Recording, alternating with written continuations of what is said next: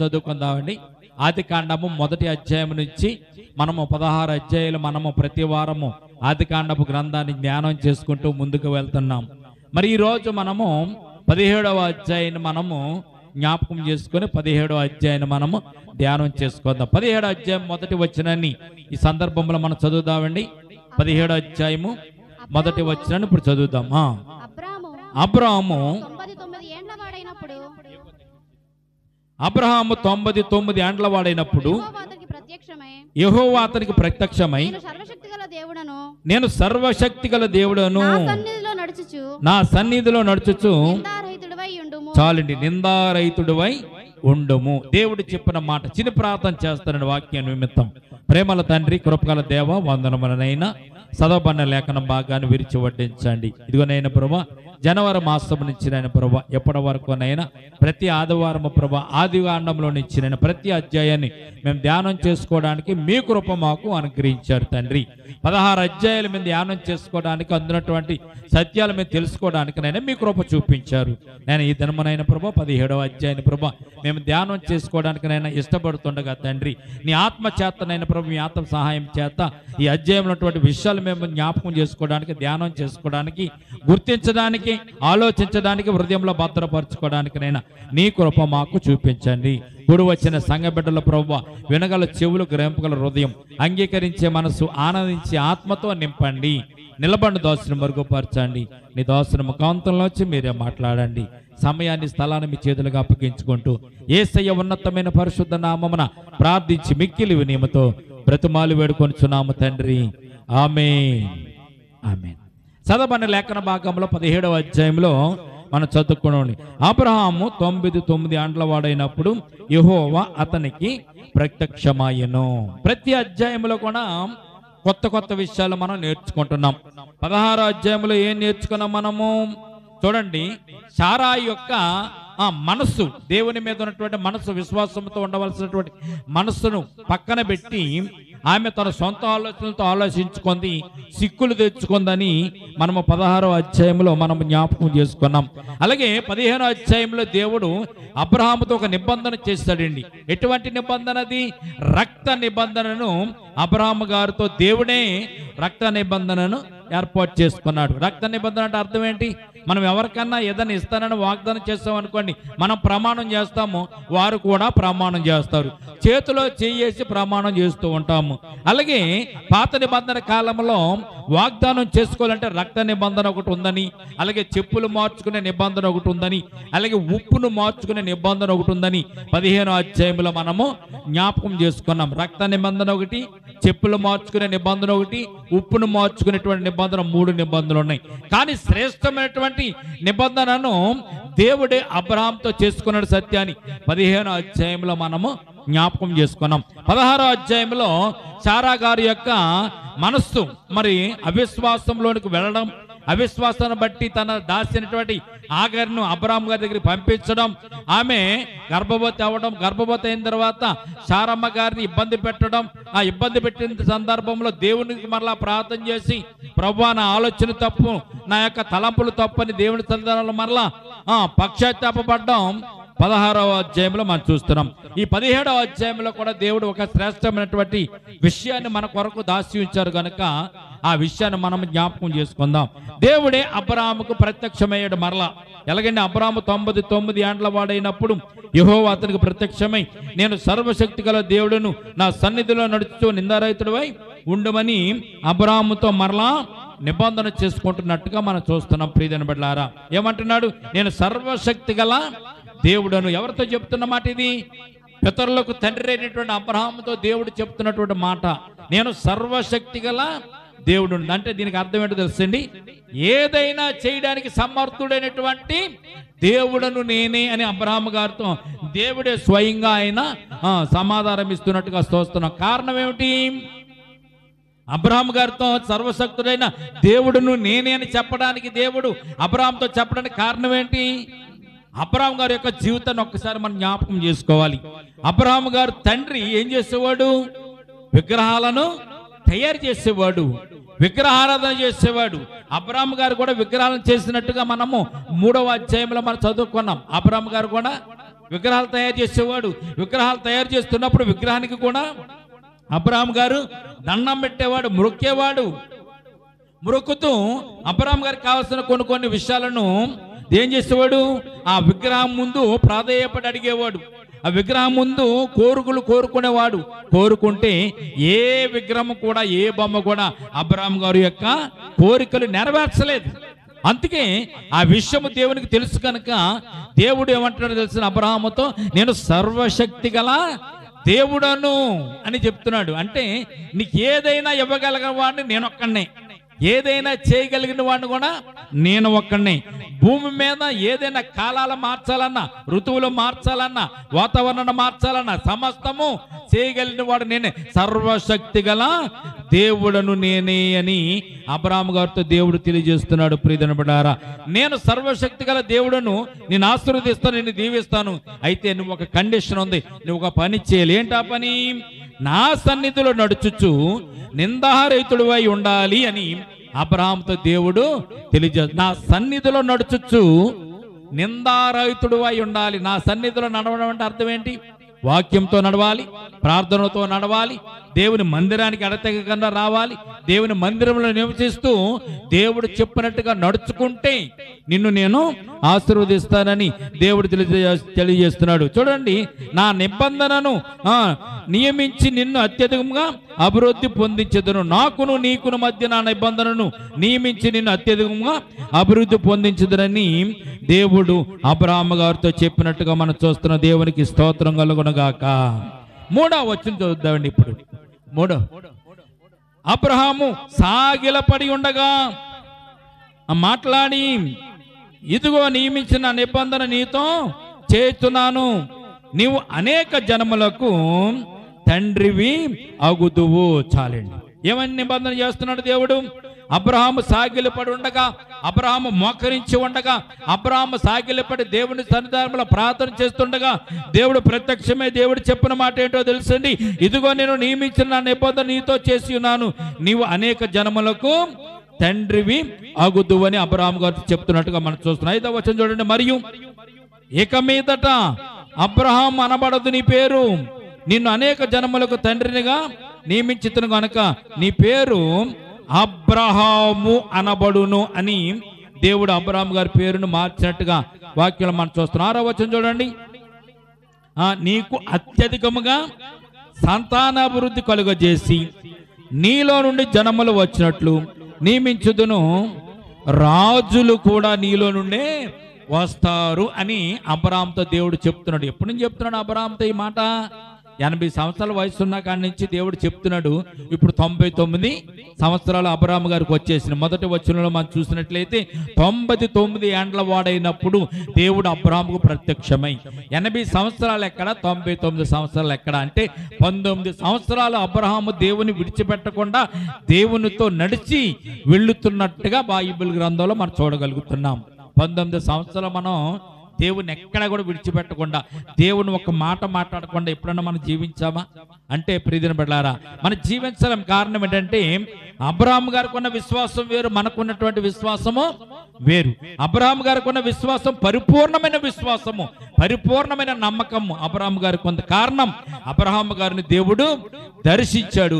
అబ్రహాముని దేవుడు దర్శించి అబ్రహాముకు దేవుడు కనిపించాడు కనుక, కనిపించి అబ్రహాముతో దేవుడు మాట్లాడుతున్నాడు కనుక అబ్రహాము అంత విశ్వాసాన్ని కలిగి ఉన్నట్టుగా పరిశుద్ధ గ్రంథంలో మనం చూస్తున్నాం. చూడండి 5వ వచనం, నీకు అత్యధికంగా సంతానాభివృద్ధి కలుగజేసి నీలో నుండి జనములు వచ్చినట్లు నియమించుదును. 2వ ఆశీర్వాదం ఏంటో తెలుసండి, రాజులు నీలో నుంచే బయలుదేరి వస్తారన్నాడు. దేవునికి స్తోత్రం కలుగును గాక. రాజులు పుట్టాలంటే నీ గర్భానే పుట్టాలి, నీ సంతానంలోనే పుట్టాలి, నీ వారసుల్లోనే పుట్టాలి, నీ యొక్క వంశంలోనే పుట్టాలని దేవుడు అబ్రహాము గారికి చక్కని ఇక్కడ నిబంధనను చేస్తున్నట్టుగా మనం చూస్తున్నాం. నియమించుదును, రాజులు నీలోని వచ్చేదురు. 7వ వచనం, నేను నీకును నీ తరువాత నీ సంతానమునకును దేవుడిని ఉండినట్లు నాకును నీకును నీ తరువాత వారి దినములలో నీ సంతతికి నీ మధ్య నా నిబంధనను నిత్య నిబంధనగా స్థిరపరిచేదను అంటున్నాడు దేవుడు. 8వ వచనం చూస్తే, నీకును నీ పితరుల నీ తరువాత నీ సంతతికి నీవు పరదేశమైన దేశమును అనగా కానాను దేశమంతటిని నిత్య స్వాస్థ్యముగా ఇచ్చి వారికి దేవుణ్ణి ఎందునని అతనితో చెప్పను. దేవుడు చెప్తున్నాడు, కానాను దేశం అంతా నీదే, ఈ ప్రపంచం అంతా కూడా నీదే. నువ్వు ఎక్కడైతే అడుగు పెడతావో అడుగుపెట్టు ప్రతి స్థలాన్ని నేను నీకు ఇస్తానని అబ్రహాముతో దేవుడు వాగ్దానం చేస్తాడండి. ఈ రోజున చాలా మంది పెద్దలైన వారు, విశ్వాసం ఉంచిన వారు, ప్రవక్తలైన వారు ఏం చేస్తారో తెలుసండి, వారికి ఏదైనా స్థలంలో మందిరం కట్టాలంటే వెళ్ళి ఆ స్థలంలో వారు నడిచి ప్రార్థన చేసి అడుగు పెట్టి ప్రార్థన చేస్తూ ఉంటారు. ప్రభువా, అబ్రహాముతో నువ్వు వాగ్దానం చేసావు, అబ్రహాము నీ సంతానాన్ని దీవిస్తానన్నావు, నువ్వు అడుగుపెట్టు ప్రతి స్థలాన్ని నీకును నీ కుమారులకి నీ సంతానానికి ఇస్తానని వాగ్దానం చేస్తావు కనుక ఈ స్థలము నాకు సొంతం చేయి ప్రభు అని ప్రార్థన చేసిన వారికి దేవుడు ఆ స్థలమును వారికి సొంతం చేసినట్టుగా మనం చూస్తున్నాం. దేవునికి స్తోత్రం కలుగును గాక. నిజమే, ఈ రోజున మీరు జ్ఞాపకం చేసుకోండి. మీకు స్థలం లేదా, ఇల్లు లేదా, మీరు కూడా ప్రార్థన చేయండి. మీకు నచ్చిన స్థలాన్ని చూసుకోండి. కొంటాకు డబ్బులు లేకపోయినా పర్లేదు, దేవుణ్ణి అడగండి, ప్రభువా ఈ స్థలం నాకు కావాలి నాయనా. అబ్రహాము అడుగుపెట్టే ప్రతి స్థలాన్ని ఇస్తానని వాగ్దానం చేస్తావు కదా, నువ్వు నిజమైన దేవుడువు, నాకు కూడా వాగ్దానం చేస్తావు. నేను కూడా అబ్రహాం వారసురాల్ని కనుక ఈ స్థలం కొనుక్కోవడానికి నాకు ధనమును దయచేయండి, ఈ స్థలము ఇల్లు కట్టుకోవడానికి నాకు సహాయం చేయండి. మీరు కూడా అడుగుపెట్టి అడగండి, తప్పేం లేదు, అడగండి. అడిగితే దేవుడు తప్పకుండా చేసేవాడే, ఇచ్చేవాడే. దేవుడు అబ్రహాము సంతానంతో వాగ్దానం చేసుకున్నాడు, నిబంధన చేశాడు, నీ సంతానం అభివృద్ధి పరుస్తానని చెప్పాడు. నేను నీకును నీ తరువాత నీ సంతానమునకును దేవుడిని ఉండునట్లు నాకును నీకు నీ తరువాత వారి తరములో నీ సంతతికి మధ్య నా నిబంధనను నిత్య నిబంధనగా స్థిరపరిచెదను. 8వ వచనం, నీకును నీ తరువాత నీ సంతతికి నీవు పరదేశమైన దేశమును అనగా కానాను దేశమంతా నీకు స్వాస్థ్యముగా ఇచ్చి వారికి కూడా దేవుడై ఉందని అతనితో చెప్పాను. 9వ వచనం చూస్తే, నీవు మాత్రమే గాక నీ తరువాత వారి తరములో నీ సంతతియు నా నిబంధనను గాయ కొనవలనని దేవుడు ఇక్కడ నిబంధనలు ఒకటి అబ్రహాము గారికి ఇస్తున్నాడు. ఒక నిబంధన. పరిశుద్ధ గ్రంథం మొట్టమొదటిగా మీరు పేజీ ఓపెన్ చేసి చూస్తే దానికి ఒక పేరు ఉంటుంది. దానిపైన పరిశుద్ధ గ్రంథంలో మొదటి పేజీలో ఒక పేరు ఉంటుంది పెద్ద అక్షరాలతో. ఏముంది తెలుసండి? క్రొత్త నిబంధన. ఏమని రాయబడి ఉంటుంది చూడండి. మొదటి పేజీలో ఏముంది? పరిశుద్ధ గ్రంథంలో మొదటి పేజీలోని చూడండి పెద్ద అక్షరాలతో ఉన్నటువంటి మాట ఏంటి? క్రొత్త నిబంధనది.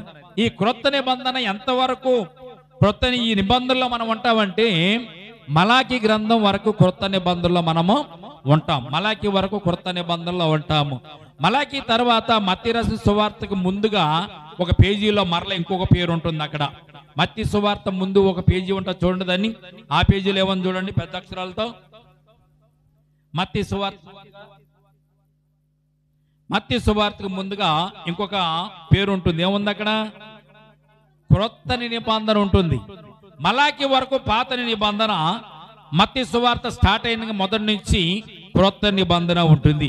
ఇప్పుడు మనము ఏ నిబంధన మనం చదువుతున్నామంటే అబ్రహాము గారితో దేవుడు చేసినటువంటి పాత నిబంధనను మనము జ్ఞాపకం చేసుకుంటున్నాం. దేవుడు ఈ పాత నిబంధనని అబ్రహాము గారికి ఏ నిబంధన ఇచ్చాడో 10వ వచనం నుంచి మనం చదువుదాం. 9వ వచనం దేవుడు చెప్పాడు, నీవును నీ సంతతి కూడా నా నిబంధనను గైకొనవలెను. నీవును నీ సంతతి కూడా నా నిబంధనను గైకొనాలి. ఏంటా నిబంధన అన్నది 10వ వచనంలో దేవుడు తెలియజేస్తున్నాడు. చూడండి 10వ వచనంలో, మరియు గైకొనవలసిన నిబంధన ఏదనగా మీలో ప్రతి మగవాడును సున్నతి పొందవలెను. ఏంటంటే నిబంధన అది? ఓ అబ్రహామా, నిన్ను దీవించాలంటే, నీ కుమారులు దీవించాలంటే, నీ సంతానాన్ని దీవించాలంటే, నీ ద్వారాగా పుట్టే ప్రతి ఒక్క సంతానాన్ని కూడా నేను ఆశీర్వదించాలంటే నీకును నాకును మధ్య ఒక నిబంధనని ఏర్పాటు చేస్తున్నాను. అదే ఏంటా నిబంధన అంటే సున్నతి నిబంధన. దేవుడు చెప్పినటువంటి ఈ నిబంధన ఏంటో తెలుసు, ప్రతి మగవాడును సున్నతి పొందవలెను. సున్నతి నిబంధనను దేవుడు అబ్రహాము గారితో జరిగిస్తున్న. 11వ వచనం చూడండి, మీరు మీ గోప్యంగా చర్మమును సున్నతి పొందవలను, అది నాకును నీకును మధ్య ఉన్నటువంటి నిబంధనకు గుర్తుగా ఉండును. ఎప్పుడు చేయాలది? 8 దినముల వయసు గలవాడు అనగా నీ ఇంట పుట్టినవాడైనను నీ సంతానము కానీ అన్యుల వద్ద కొన్నటువంటి వెండితో కొనబడిన వాడైనా కానీ నీ తరములలో ప్రతి మగవాడును మీలో సున్నతి పొందవలెను. నీ ఇంట పుట్టిన వాడును నీ వెండితో కొనబడిన వాడును తప్పక సున్నతి పొందవలెను. అప్పుడు నా నిబంధన మీ శరీరమందు నిత్య నిబంధనగా ఉండును. సున్నతి పొందని మగవాడు అనగా ఎవరి గోప్యంగా చర్మము సున్నతి చేయబడదో అట్టివాడు తన జనముల నుండి కొట్టివేయబడును. వాడు నా నిబంధనను మీరి ఉన్నాడని అబ్రాహాము గారితో దేవుడు చెప్పాడు. దేవుడు అబ్రాహాము గారితో చేసుకున్నటువంటి నిబంధన ఏంటో తెలిసిన నిబంధన సున్నతి నిబంధన.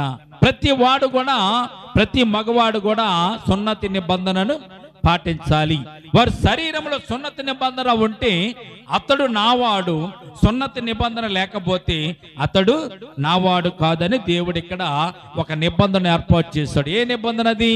సున్నతి నిబంధన. అప్పుడు అబ్రాహాము గారు ఆ సున్నతి నిబంధనను నెరవేర్చినట్లుగా 15వ వచనం మనం చూడగలుగుతున్నాం. మరియు దేవుడు నీ భార్య అయిన సారాయి పేరు సారా అనవద్దు, ఏలయనగా ఆమె పేరు సారా. నేను ఆమెను ఆశీర్వదించి ఆమె వలన నీకు కుమారుని కలుగు చేసేదనని నేను ఆమెను ఆశీర్వదించేదను. ఆమె జనములకు తల్లి అయ్యుండును, జనములు రాజులు ఆమె వలన కలుగుదురని అబ్రహాముతో చెప్పెను. అబ్రహాము సాగిలపడి నవ్వి 100 ఏండ్ల వానికి సంతానం కలుగునా 90 ఏండ్ల సారా కొనునని మనసులో అనుకొనెను. అబ్రహాము ఇస్మాయేలు నీ సన్నిధిని బ్రతుకును అనుగ్రహించమని దేవునితో చెప్పగా దేవుడు భార్య అయిన సారా నిశ్చయముగా నీకు కుమారుని కనును, నీవు అతనికి ఇస్సాకని పేరు పెట్టుదువు. అతని తరువాత అతని సంతానం కొరకు నిత్య నిబంధనగా నా నిబంధనను అతనితో స్థిరపరిచెదను. 30-20 వచ్చిన చూడండి. ఇస్మాయిల్ను గూర్చి నీవు చేసిన మనవి నేను వింటిని. ఇదిగో నేను అతను ఆశీర్వదించి అతని సంతానాభివృద్ధి కలుగజేసి అత్యధికం అతను విస్తరింపజేసేదను. అతడు 12 మంది రాజులను కనును, అతనికి గొప్ప జనముగా చేసేదను. అయితే వచ్చే సంవత్సరం ఈ కాలమందు సారా నీకు కనబో ఇస్సాకుతో నా నిబంధనను స్థిరపరిచేదను. దేవుడు ఎంత స్పష్టంగా అబ్రహాముతో వాగ్దానం చేస్తున్నాడు, అబ్రహాముతో నిబంధన చేస్తున్నాడు. అబ్రహాముతో చెప్పాడు దేవుడు ఏమని తెలుసా? ప్రతి మగవాడు నీ వెంట పుట్టినవాడే కానీ వెండితో కొనబడిన వాడే కానీ ప్రతి వాడు కూడా సున్నతిని ఆచరించాలి, సున్నతి నిబంధనను ఆచరించాలి అని దేవుడు చెప్పాడు. మరలా అబ్రహాము గారు ఇంకో మాట చెప్పాడు, నీ పేరు అబ్రహాముగా మార్చాను కదా, సారాయి పేరు కూడా మారుస్తున్నాను, ఇక ఆమె జనములకు తల్లి కనుక సారా అని పిలువు అని చెప్పాడు. రెండవది ఇస్సాకును కూడా నేను దీవిస్తాను, అలాగే నేను ఇస్మాయిల్ని కూడా దీవిస్తాను. ఇస్మాయిల్ జీవితంలో నుంచి 12 మంది రాజులు వస్తారు కనుక నేను అతను కూడా సంతానాన్ని దీవిస్తున్నాడు. అలాగే ఇస్మాయిల్తో నా యొక్క నిబంధనలు స్థిరపరుస్తానని దేవుడు మరలా చెప్పినట్టుగా మనం చూస్తున్న ప్రియమైన బిడ్డలారా. ఇదిగో 21వ వచనం చూడగానే అయితే 22వ వచనం చూడండి. అబ్రహాముతో మాట్లాడి చాలించిన తర్వాత అతని యొద్దండి పరమునకు వెళ్ళెను.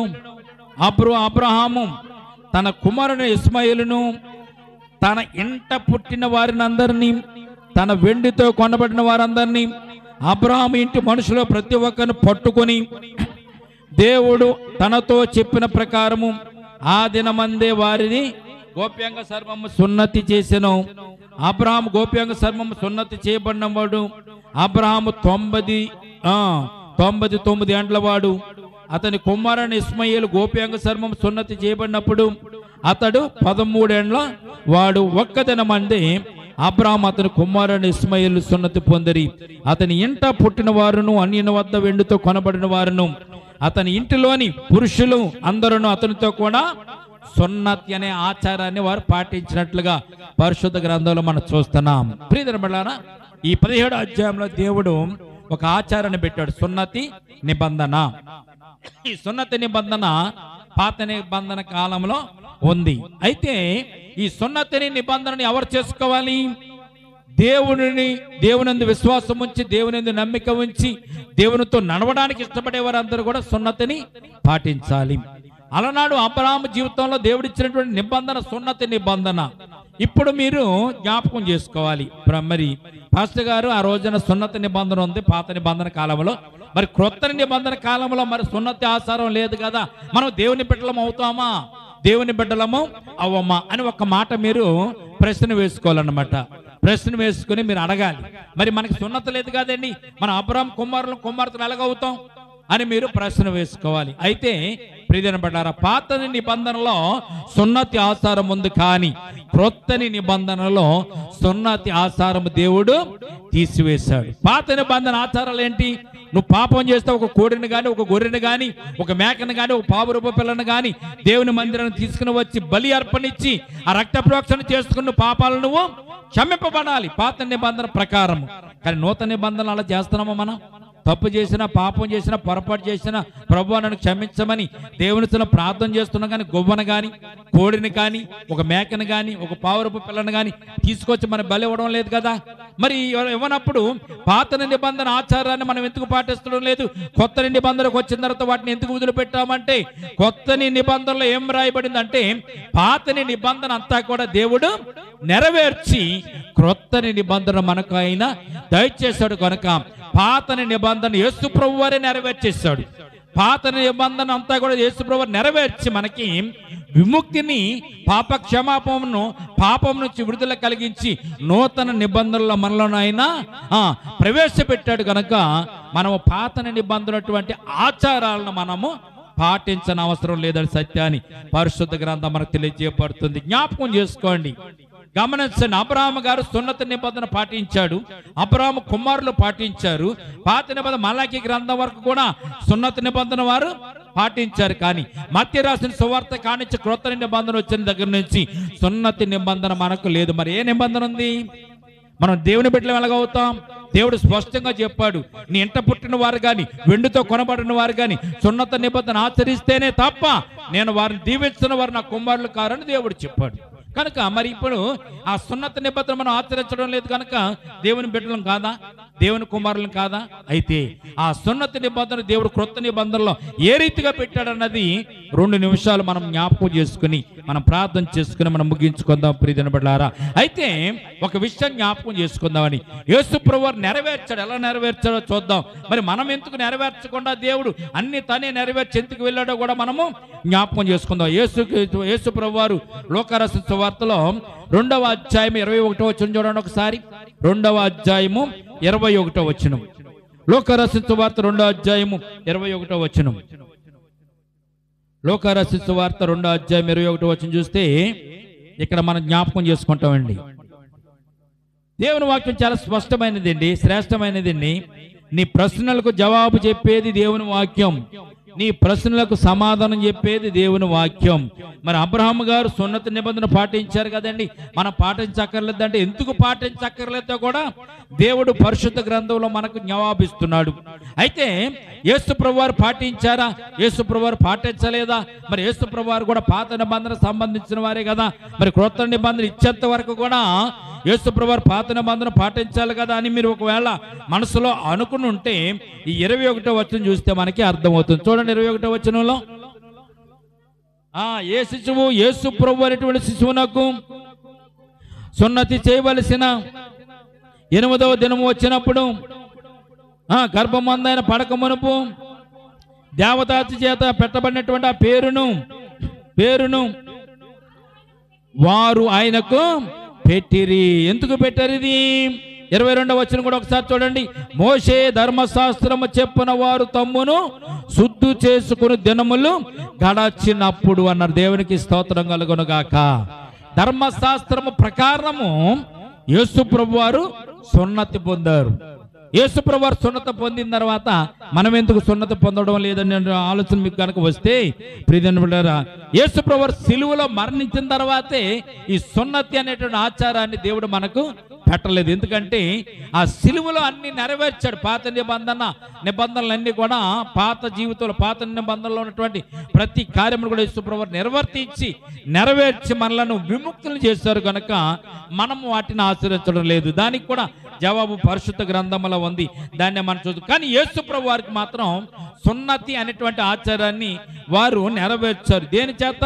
మోషే ధర్మశాస్త్రము చెప్పున వారు తమ్మును శుద్ధి చేసుకోవలసిన దినములు గడిచినప్పుడు ఆ శిష్యువును సున్నతి చేయవలసిన 7వ దినమున వచ్చినప్పుడు గర్భమందు ఆయన పడక మునుపు దేవదూత చేత పెట్టబడిన యేసు అనే పేరు ఆయన వారికి పెట్టి యేసుప్రభు వారికి దేవాలయంలో తీసుకుని వచ్చి సున్నతి ఆచారం చేసి యేసుప్రభు వారికి యేసు అని పేరు పెట్టినట్టుగా మనం చూస్తున్నాం. 8వ దినాన్ని సున్నతి చేయమని అబ్రహాము గారితో దేవుడు వాగ్దానం ఇచ్చాడు. 15వ అధ్యాయంలో ఆది కాండము. అదే ఆచారాన్ని యేసుప్రభు వారి ఎడల నెరవేర్చారు. అయితే మరి మన జీవితంలో మనం ఏం చేయాలి? మనకి సున్నతి ఆచారం లేదు కదా, మనం దేవుని బిడ్డలం ఎలాగవుతాము అంటే రోమీయులకు రాసిన పత్రికలో ఇక్కడ ఒక మాట మనం చూద్దాం. రోమాకు రాసిన పత్రికలో నుంచి ఒక మాట మనం చూద్దాం. 2వ అధ్యాయము 28, 29 చదివితే మనకు అర్థమవుతుంది. మరి మనకు సున్నతి ఆచారం లేదు కదా, మరి మనం దేవుని బిడ్డలం ఎలాగవుతాము అనుకుంటే దానికి జవాబు రోమీయులకు రాసిన పత్రిక 2వ అధ్యాయము 28వ వచనం చూడండి. 28, 29 వచనాలు. బాహ్యమునకు యూదుడైన వాడు యూదుడు కాడు, శరీరమందు బాహ్యమైన సున్నతి కాదు, అయితే అంతరంగమందు యూదుడైన వాడే యూదుడు. మరియు సున్నతి హృదయ సంబంధమైనదై ఆత్మయందు జరుగునదే కాని అక్షరము వలన కలుగునది కాదు అని స్పష్టంగా అపోస్తలుడైన రోమీయులకు రాసిన పత్రికలో మనం చూడగలుగుతున్న. దేవునికి స్తోత్రం కలుగునుగాక. ఆ సున్నతి బాహ్యమైన సున్నతి, శరీరము సంబంధించిన సున్నతి. కానీ ఇప్పుడు మనము చేసుకున్నటువంటి సున్నతి ఏంటో తెలుసండి? బాహ్యమందు అంతర్మందు ఆత్మయందు మనము సున్నతి పొందుతున్నాము. ఏంటా సున్నతి? మరియు అయితే అంతరంగమందు యూదుడైన వాడు యూదుడు, మరియు సున్నతి హృదయ సంబంధమైనది, ఆత్మ సంబంధమైనది, ఆత్మయందు జరుగునదే గాని అక్షరము వలన కలుగునది కాదు. అట్టివానికి మెప్పు మనుషుల వలన కలుగుదు గాని దేవుని వల్లనే కలుగుతుంది. ఇప్పుడు మనము సున్నతిని ఏ రకంగా పొందుకున్నామన్న సత్యాన్ని పరిశుద్ధ గ్రంథంలో మనం చూస్తాం. ప్రియమైన బిడ్డలారా, అపోస్తలుల కార్యాలు 7వ అధ్యాయం 8వ వచనం చూడండి. వెనక్కి దీన్ని అపోస్తలుల కార్యాలు రోమీయులకు రాసిన పత్రిక పక్కన ఉంటుంది. అపోస్తలుల కార్యాలు 7వ అధ్యాయము 8వ వచనం మనం చూస్తే 7వ అధ్యాయం 8వ వచనంలో ఒక మాట ఉంటుంది. చదవండి ఒకసారి. మరియు ఆయన సున్నతి విషయమైన నిబంధన అతనికి అనుగ్రహించెను. అతను ఇస్సాకును కని ఆ నిబంధన చెప్పున 8వ దినమున అందు అతనికి సున్నతి చేసెను. ఇస్సాకు యాకోబును, యాకోబు 12 గోత్రకర్తలను కని వారికి సున్నతి చేసిరి. ఆ గోత్రకర్తలు మచ్చరపడి యోసేపును ఐగుప్తులోనికి పోవుటకు అమ్మివేసిరి. గాని దేవుడు అతనికి తోడై ఉండి అతని శ్రమలలోని తప్పించి దయను జ్ఞానమును ఐగుప్తు రాజున పొరేట అతనికి అనుగ్రహించెను. ప్రియమైన బిడ్డలారా, సున్నతి చాలా విషయాలలో సున్నతి చేసుకుంటూ వచ్చారు. యాకోబు కానించి 12 మంది గోత్రకర్తలు కూడా సున్నతి అనేటువంటి ఆచార్యాన్ని వారు ఆచరించినట్లుగా పరిశుద్ధ గ్రంథంలో మనం చూస్తున్నాం. ఎఫెసీయులకు రాసిన పత్రిక 2వ అధ్యాయం 11వ వచనం చూస్తే ఇంకా మనకు క్లియర్గా అర్థమవుతుందండి.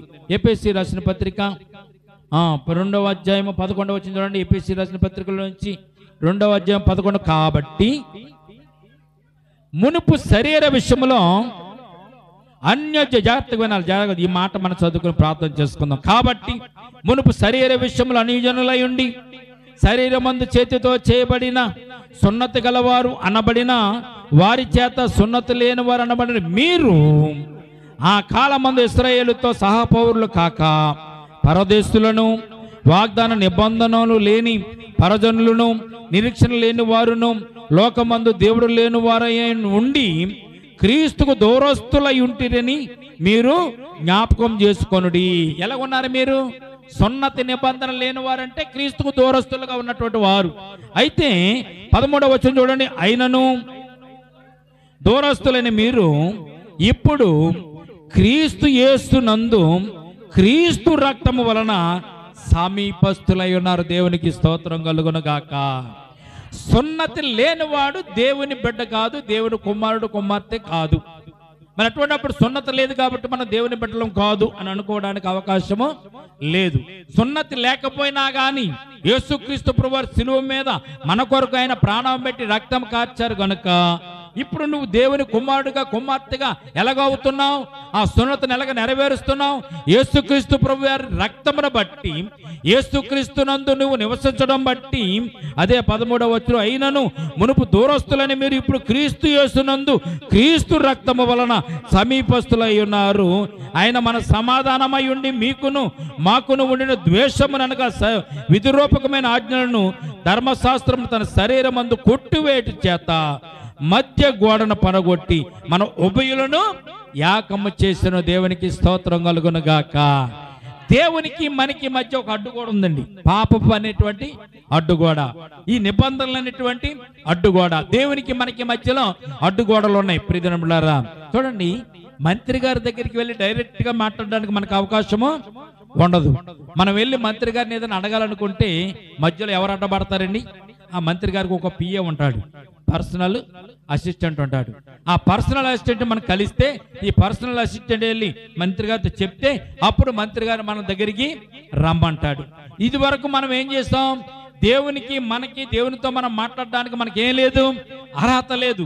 దేవునికి మనకి మధ్యలో పాపపు అనే గోడ అడ్డంగా ఉండిపోయింది. కానీ యేసుక్రీస్తు ప్రభువారు వచ్చి శిలువ మీద ఆయన ప్రాణము పెట్టి మన పాపముల కొరకు, మన అపరాధముల కొరకు ఆయన శిలువ మీద బలి అయ్యి ఆ మధ్య గోడను యేసుక్రీస్తు ప్రభువారు పడగొట్టి కొట్టివేసి దేవునికి మనకిని ఏకముగా ఒక రూటును యేసుప్రభువు వారు ఏర్పాటు చేసి ఉంచాడు. కాబట్టి ఈ పాపములతో మనకి పని లేదు కనుక, నిబంధనలతో మనకు పని లేదు కనుక దేవునిని మనల్ని కూడా ఏకపరిచేటట్టుగా యేసుక్రీస్తు ప్రభువు శిలువ మీద ఏకమై ఆయన మనకు దేవునితో మనకు అనుసంధానం చేసినట్లుగా మనకు మధ్య గోడను పడగొట్టి మన ఉభయులను ఏకము చేసిన. ఉభయులు అంటే ఎవరో? దేవుడిని మనుష్యుని, దేవుణ్ణి మానవుల్ని, దేవుణ్ణి ఈ లోకంలో ఉన్నటువంటి జనాంగాన్ని అంతా కూడా యేసు ప్రభువు ఏకం చేశారు. కారణం ఏంటంటే మన పాపాలను ఆయన సిలువలో భరించాడు కనుక, ఈ నిబంధనలన్నీ కూడా ఆయన సిలువలో కొట్టివేశాడు కనుక.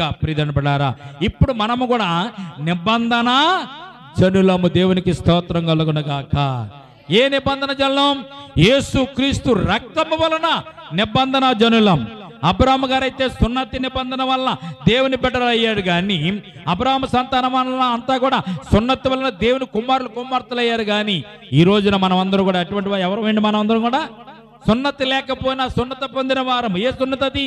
యేసు క్రీస్తు అనేటువంటి రక్తమును బట్టి యేసుక్రీస్తు ద్వారాగా దేవుని కుమారులం, దేవుని కుమార్తెలుగా మనము ఏర్పాటు చేయబడ్డటువంటి సత్యాన్ని పరిశుద్ధ గ్రంథం మనకు తెలియచేయబడుతుంది.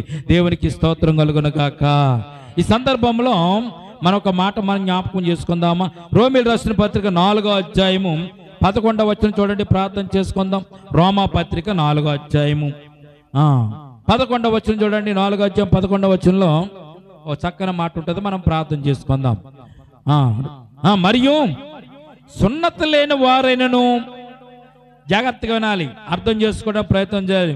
మనము సున్నతి లేని వారమైనను నమ్మిన వారందరికీ అతడి తండ్రి యొగుట వలన వారికి నీతి ఆరోపించుటకై అతడు సున్నతి పొందక మునుపు తనకు కలిగిన విశ్వాసం వలన నీతికి ముద్రగా సున్నతి అను గుర్తును అబ్రహాము గారు పొందేను అని బైబిల్ గ్రంథం మనకు తెలియజేయబడుతుంది. దేవునికి స్తోత్రం కలుగును గాక. 12వ వచనం కూడా చూడండి.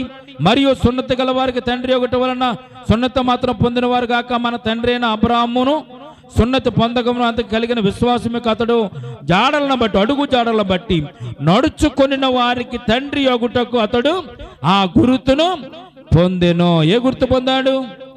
సున్నతి అనే గుర్తు అబ్రహాము గారు నీతిని బట్టి మనకి నీతి లేదు, కానీ యేసుక్రీస్తు ప్రభువు నీతిని బట్టి ఆయన మనం అనుసరించడం వల్ల, ఆయన మనం నమ్ముకోవడం వల్ల మనము కూడా నీతిమంతులుగా మనము చేయగలం. 14వ వచనం కూడా చదవండి. ఇప్పుడు ధర్మశాస్త్ర సంబంధులు వారసులైన ఎడల విశ్వాసము వ్యర్థమగును, వాగ్దానము నిరర్ధకమగును. ఎలయనగా ధర్మశాస్త్రము ఉగ్రతను పుట్టించును, ధర్మశాస్త్రము లేని ఎడల అతిక్రమమును లేకపోను. ఈ హేతువు చేతను ఆ వాగ్దానము యావత్ సంతతికి అనగా ధర్మశాస్త్రము గలవారికి మాత్రమే కాక అబ్రహామునకు ఉన్నటువంటి విశ్వాసము గలవారికి కూడా దృఢము కావాలని కృపను అనుసరించినదై ఉండునట్లు అది విశ్వాసపు మూలమైనదాయను. తాను విశ్వసించిన దేవుని ఎదుట అనగా మృతులను సజీవులుగా చేయనివాడు, లేని వాటిని ఉన్నట్టుగా పిలుచువాడునైనా దేవుని ఎదుట మనందరికీ తండ్రి అయి ఉన్నాడు. ఇందును గూర్చి నిన్ను అనేక జనములకు తండ్రిగా నియమించుతునని అబ్రాహామును గురించి వ్రాయబడినదని దేవుని వాక్యం తెలియజేయబడుతుంది. దేవునికి స్తోత్రం కలుగునుగాక. సున్నతి గుర్తు నీతిమత్వం ద్వారా పొందాడు అబ్రాహాము గారు. తర్వాత తన కుమారులకు సున్నతిని చేశాడు. మరి యేసు ప్రభువారి ద్వారాగా మనము సున్నతి పొందుతున్నాం. ఎలాగా? ఆయన విశ్వాసం ఉంచి నమ్మిక ఉంచి ఈ రోజున మనకు సున్నతి సంస్కారం ఎలా జరుగుతుందో చెప్పనండి. మీరు పాపాలను ఒప్పుకుంటున్నారు, మారు మనసు పొందుతున్నారు. పాపాలు ఒప్పుకొని మారు మనసు పొందిన తర్వాత మీరు బాప్తిస్మం అనేటువంటి కార్యక్రమంలోనికి ఎలాగైతే ముంచబడుతున్నారో, బాప్తిస్మంలో ముంచబడిన వెంటనే మీరు సున్నతి అనేటువంటి నిబంధనలోనికి మీరు వస్తున్నారు. అబ్రహాము గారైతే గోప్యంగా సర్మము సున్నతి చేపట్టడం వల్ల నిబంధన నెరవేర్చాడు. ఈ రోజున మనము నీటిలో మనం బాప్తిస్మం తీసుకున్నట్టు వల్ల, యేసుప్రభువారిని నమ్మడం వల్ల, యేసుప్రభువారిని విశ్వసించడం వల్ల బాప్తిస్మం ద్వారా సున్నతి అనే సంస్కారాన్ని మనం నెరవేర్చుకుని దేవుని బిడ్డలుగా ఈ రోజున మనము అంగీకరింపబడుతున్న దేవునికి స్తోత్రం కలుగునగాక. పాత నిబంధనలో సున్నతి అంటే గోప్యంగా చర్మము సున్నతి చేయబడ్డం. కొత్త నిబంధనలో సున్నతి అంటే దేవుని విశ్వసించి నమ్మి బాప్తిస్మం పొందడం సున్నతి ఆచారంగా ఉంది. కనుక మనము కూడా దేవుని బిడ్డలమే. బాప్తిస్మం తీసుకున్న ప్రతి ఒక్కరు బిడ్డలు కూడా నిబంధనలోనికి వచ్చిన వారు, యేసుక్రీస్తు నిబంధనల వారు, పాలు పంపులు పొందిన వారే. కనుక మనము కూడా దేవుని బిడ్డలమని బైబిల్ గ్రంథం దేవుని వాక్యం మనం తెలియజేస్తుంది. కనుక ఆ సత్యాన్ని 17వ అధ్యాయం ఉన్నటువంటి సత్యాన్ని మరి కొత్త నిబంధనలో కూడా దేవుడు మన కొరకు రాసి ఇచ్చి దాన్ని కూడా మనం క్లారిఫై చేయడానికి ప్రతి విషయాన్ని కూడా ఏ ప్రశ్న ఉన్నా దానికి సమాధానం దేవుడు మనకు తెలియజేస్తూ ఉంటాడు. సున్నత నిబంధన అంటే మనకు తెలియదు, బాప్తిస్మమే సున్నత నిబంధన సత్యాన్ని ఈ సమయం ముందు ఈ రోజున మనకు దేవుడు మనకు తెలియజేస్తాడు. కనుక అటు రీతిగా మనము కూడా అబ్రాహాము కుమారులము కుమార్తెలము కనుక మనము కూడా దేవుని ఆశీస్సులు పొందడానికి, ఆశీర్వాదాలు పొందడానికి, దీవెనలు పొందడానికి మనం కూడా అర్హులమనే సత్యాన్ని మీరు గమనించుకొని ఇక్కడి నుంచి మీరు ప్రార్థన చేసేటప్పుడు ఏం చేయాలి? ప్రభువా, మేము కూడా అబ్రాహాము కుమారులమే, అబ్రాహాము కుమార్తెలమే. అబ్రాహాము సున్నతి ద్వారా తన బిడ్డలకు సున్నతి చేసి నిబంధన నెరవేర్చాడు. ఈ రోజున యేసుక్రీస్తు ద్వారాగా మేము బాప్తిస్మం ద్వారా సున్నతి పొంది నీ బిడ్డలుగా మేము అంగీకరింపబడుతున్నాం. కనుక ఆ అబ్రాహాముకి ఇచ్చిన వాగ్దానం మేము కూడా అర్హులము. కనుక ఆ నిబంధనను జ్ఞాపకం చేసుకొని అయినా అబ్రాహాముకి ఇచ్చినటువంటి నిబంధన జ్ఞాపకం చేసుకో. ఇంకో విషయం కూడా మనం జ్ఞాపకం చేయాలి. ఏంటో తెలుసండి, నేను అబ్రాహాము దేవుడును, ఇస్సాకు దేవుడును, యాకోబు దేవుడని చెప్పావు కదా తండ్రి, మాకు కూడా దేవుడిగా ఉంటానని చెప్పావు. కాబట్టి మమ్మల్ని కూడా దీవించి ఆశీర్వదించని మీరు ప్రతి ప్రార్థనలో కూడా ఈ విషయాన్ని మీరు జ్ఞాపకం చేసుకొని అబ్రాహామును దీవించిన దేవుడు నిన్ను కూడా దీవించులాగున ఈ ప్రార్థనలో ఇటు మాటలు తెలియజేసి దేవునికి ఆశీర్వాదాలు పొందుకోవాలని ఈ కొద్ది మాటలు దేవుడు దీవించి మనలను ఆశీర్వదించును గాక. తల